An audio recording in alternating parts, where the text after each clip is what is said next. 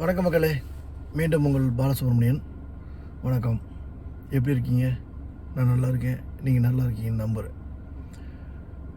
என்னாச்சுன்னா, வழக்கமாக ஒரு சின்ன அறிவுரைன்னு கூட சொல்கிறதில்ல, ஒரு சின்ன சஜஷன். என்னாச்சு, சின்ன வீடியோ ஒன்று லீக் ஆகிடுச்சு. அதாவது அந்த கோயிலில் விஜய் வந்து சித்தப்பாவை அடிக்கிற மாதிரி ஒரு வீடியோ லீக் ஆகிடுச்சு. அந்த வீடியோவை எடுத்து நிறைய பேர் போட்டிருக்காங்க.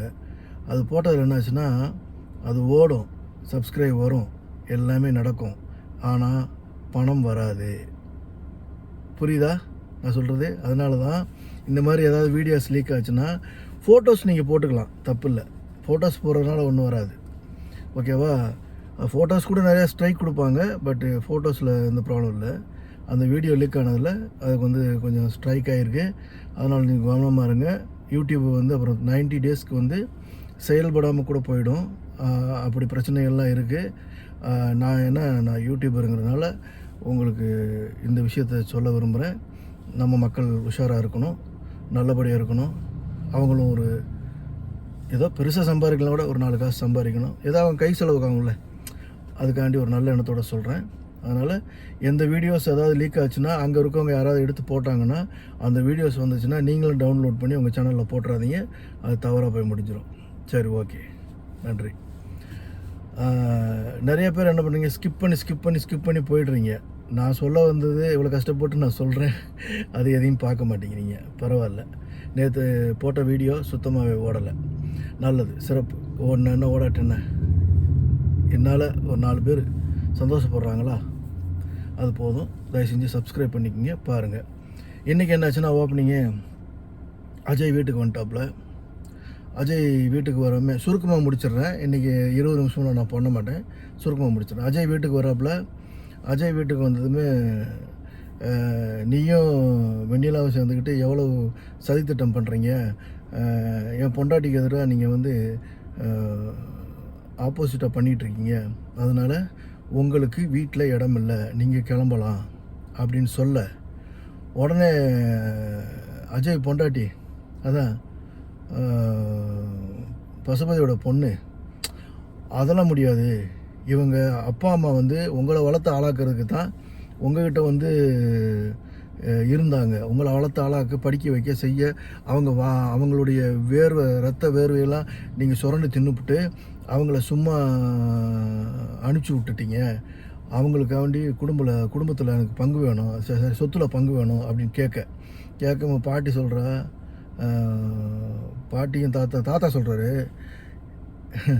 அவர் இந்த வீட்டில் இருந்ததுனால தான், சொகுசாக இருந்ததுனால தான் அவர் வெளிநாட்டெலாம் போய் படிக்க முடிஞ்சது. அது தெரிஞ்சுக்குங்க, ஓகேவா? அவர் இங்கே இருக்க போய் தான் சொகுசாக வாழ்கிறாரு, எந்த கவலையும் இல்லாமல் அப்படின்னு தாத்தா சொல்ல, அப்புறம் வா போயிடலாம் அப்படின்னு பொண்டாட்டியை கூப்பிட்றான் அஜய். பொறு அஜய், நான் பேசிட்டு வரேன். இல்லை வா போயிடலாம். டேய், இங்கே பார், எந்த அட்ரஸில் போய் நீ இருக்கன்னு சொல்லிவிடு, அந்த அட்ரஸுக்கு உன்னுடைய லக்கேஜெலாம் நான் பேக் பண்ணி அனுப்புகிறேன்.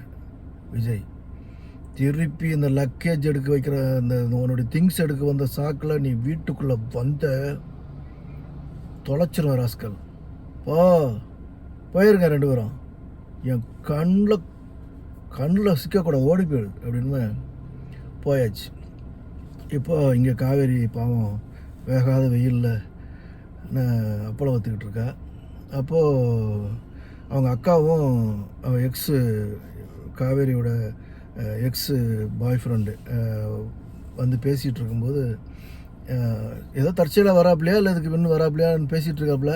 இந்த மாதிரி எனக்கு வந்து விஜய் வந்து கூப்பிட்டு வச்சு தேங்க்ஸ் சொன்னார், உன்னை அறிமுகப்படுத்தினதுக்கோ இல்லை ஏதோ சம்திங், அந்த லவ் மேட்டரை பற்றி பேசிகிட்டு இருக்கும்போது இவங்க 2 பேரும் என்ட்ரி, அக்காவும் அந்த எக்ஸ்-லவரோட ஒய்ஃபும் வராங்க.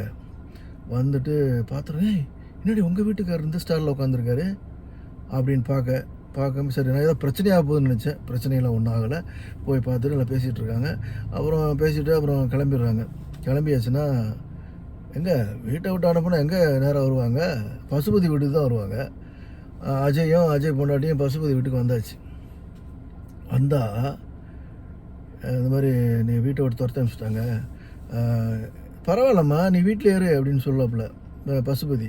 அதுக்கு அவள் சொல்கிறான், ஐயோ அங்கே நடக்கிறது எதையுமே பார்க்க முடியாது டாடி அப்படின்னா.